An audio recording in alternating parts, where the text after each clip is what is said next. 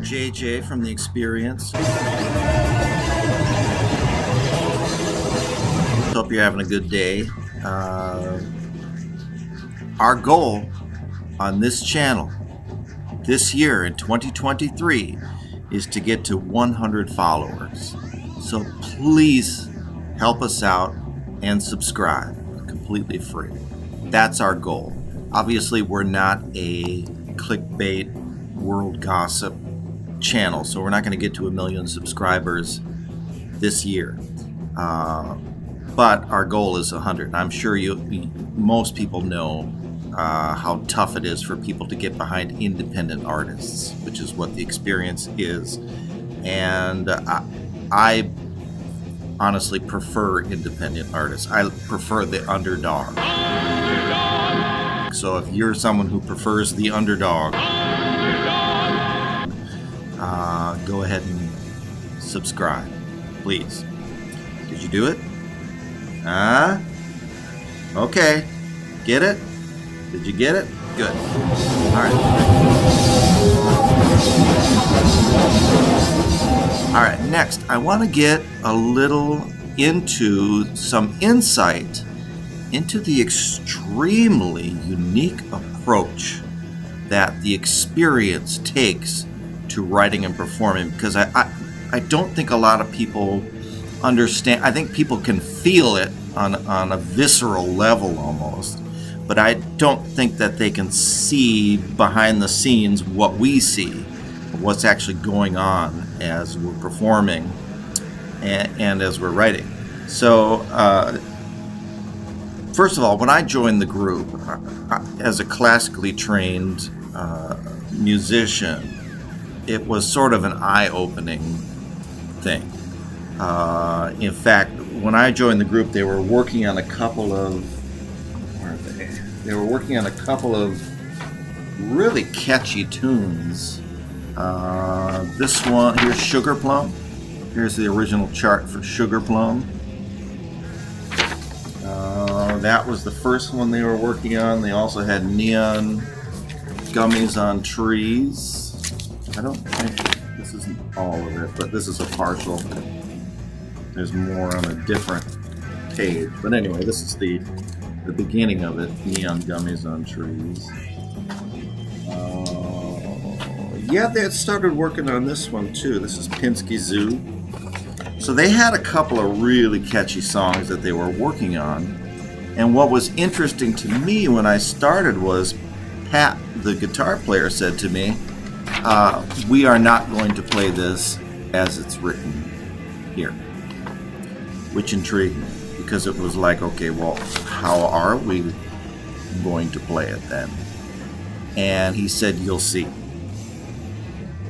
That was my whole direction to begin with. You'll see. All right, so I'd like to give you a few examples of how this is played. It's its own unique song, Sugar Plum, but it's never played exactly the same way. In fact, quite differently often. So here's a few examples. Okay, so here's the first live performance of Sugar Plum. The guys will probably kill me, but I actually like this performance. Kind of a Brian Eno B-52s kind of thing that we're doing originally in 2019. I don't know if it was originally even conceived that way, but it sort of ended up working, so we went with it. And what's going to happen now is let's switch to a more recent show, and a super upbeat, almost like a surf rock vibe, I think. And this occurred right in the middle of another song. I think we were doing something like Blue Thunder or some other song of ours. And it just kind of worked to put this in there at that point and then get out of it quick. I mean, there wasn't much more of it to it than that. But here it is, this little mini version of Sugar Plum. Here's another recent iteration, different chords that worked with a slightly altered melody and almost sort of a Pink Floyd, I don't know, Radiohead kind of thing that we did. This is a more recent one, so another very different version of it. And here it is as a closer. More punk rock for sure, and super driving. Again, different chords. It was actually the inverse, I think, of the original chord progression that we used. And for whatever reason, it worked out. Or we made it work. I don't know. Well, either way, it worked. If we played it the same, if we played it the same way today that we played it, that original version of 2019, that would be boring to us.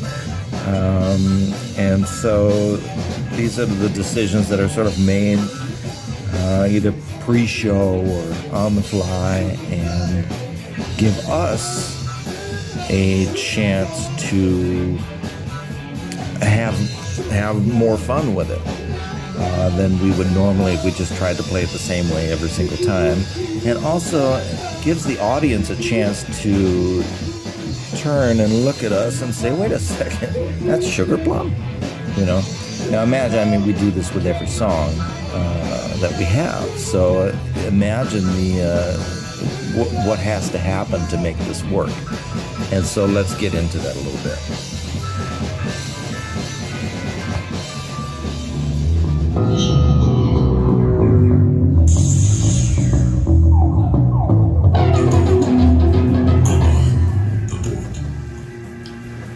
All right, so here's sort of a visual example. Here's a show. Let's say we're going to do a show. We have our song list. Here's song 1, here's song 2, here's song 3, and so on. Here's our set list. We have this many songs that we're planning to play. And then also, not on the set list tonight, whatever night this is, are some of the other songs. Not planning to play those, but they're there. Okay, so we start the night out, and we do this song, and we do this song, and we do this song, and there will be a cue. Somehow, something will happen that pulls in that song, let's say. Maybe just for a moment. Maybe it's just sort of overlapped into another song. So maybe it turns into an intro for something. And then we do the next song, and all of a sudden another song gets pulled in. That wasn't a planned thing, but it worked. And that's the important part, is each guy is able to sort of on the fly make things work. And as a matter of fact, once in a while, this song hasn't even been written yet. We don't know this song, or we don't know this little piece, song part, or an intro or an outro to a song. We're just doing it on the fly. So sometimes there are these moments where we bridge two songs with something that we haven't even tried before, and it works. And I'll show you how it works. Here we go.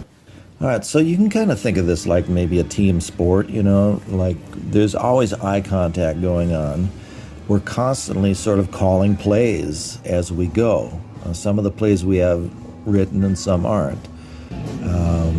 But there's always that eye contact you can see between me and David on drums right here. And this, I'm watching him really to see what he's doing, and using what he's doing to I think we're in the Spider Dance riff, but we'll let this run, because here's what David does so well, is he's going to take this song and do about a 6-point turn and shoot off in a completely different direction.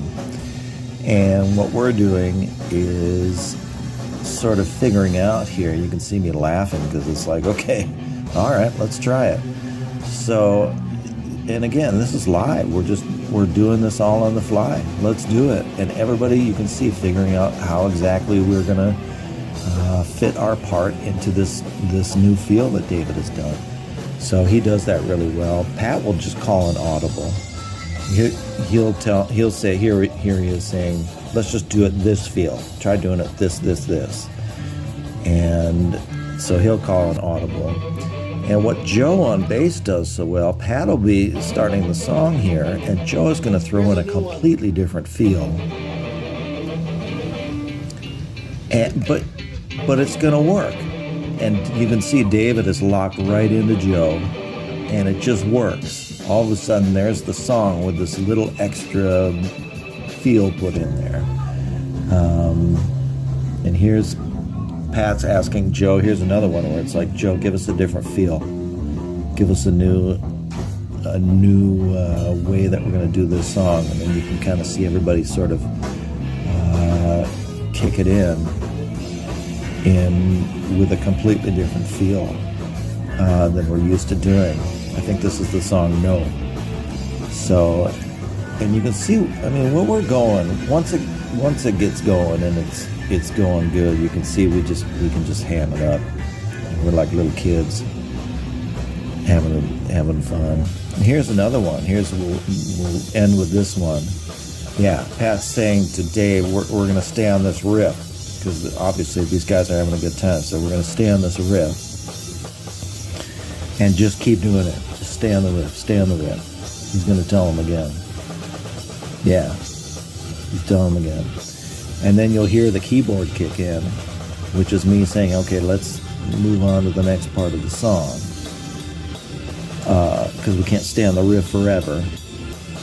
But then the guys will go back to the riff. They want to stay on it. So, but I mean, what happens is it gives that song a little bit of, it's riffing along, and all of a sudden there's a little movement or progression forward, and then we go back. So it all works out. It's even when it doesn't work out, it works out, because every once in a while I think, how are we going to get out of this one? But we do. We just listen and watch and communicate, and good things happen.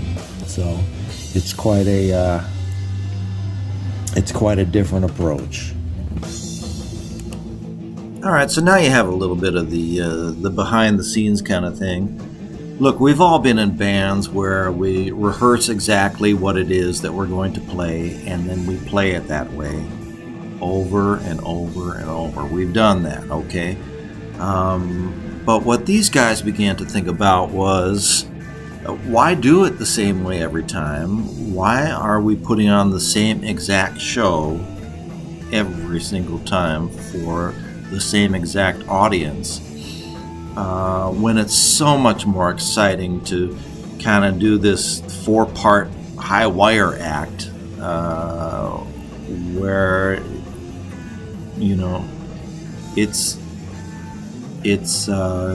we put ourselves in a position where we don't quite know what's about to happen, and out of that comes sort of this, all of a sudden we're focused on the feel.